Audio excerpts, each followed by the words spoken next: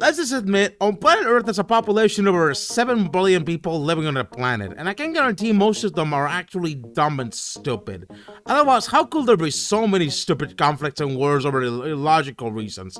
When the internet is not just a CIA or NATO psyop on whether you pick sides with either a country full of Nazis that we're giving weapons to, or a country with an authoritarian megalomaniac who's a former KGB agent, tankies are bad. The internet is just proof that people can be stupid a lot of times, myself included.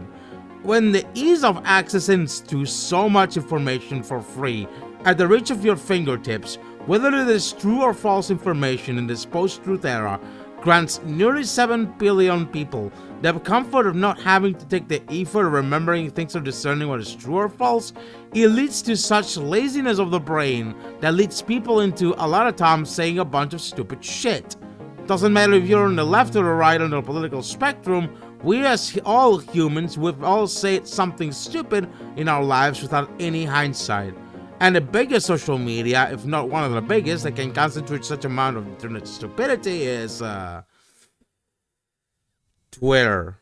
You don't need me to explain how Twitter's 280 character limit and beyond incentivizes an atmosphere where any unclever mind can take something out of context or anything.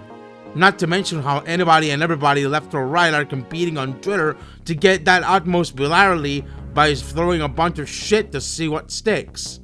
Yes, true, a few tweets are practically not stupid and are pretty much a golden nugget of wisdom, or rather, not necessarily shit takes, but those are a rarity amongst a sea of fecal matter. If not just tweeting being an attention whore about either how you took your last latte or how the newest elected president is a reptilian plant, people will just stupidly say something utterly regrettable. And I have to testify as a convert leftist how most of these dumb tweets are used to justify a user's role as an activist. Now, here's a spoiler alert for all of you. Tweeting shit is not activism. It will never be. Well, save for some exceptions. But all that these tweets boil down to is just mostly basically gossip and dramatics garbage so that only the most gullible will fall for. The other saddest thing about this, however, is how content creators of all kinds tend to pick up on these Twitter gossip and dramatics nonsense and make content all around it, and sometimes then claim they're doing some good for humankind. Let me preface this by saying that your entire personality or discourse should not be based solely on shit people say on Twitter. A lot of people on Twitter are just a bunch of clout chasers or frauds trying to compete with each other on getting the most likes or retweets out of a very, very dumb statement or shit take. And then later, this is regurgitated by other content creators as if it was gospel. I see that. I know what you're doing. Don't play stupid. My general reaction to people regurgitating these Twitter gossip and dramatics nonsense usually goes like, bitch, please, I don't give a shit.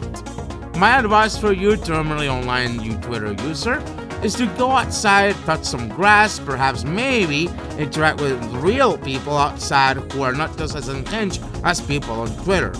Maybe make some friends on the way, talk with somebody, get some help even. Because in all honesty, Twitter is just full of dumb.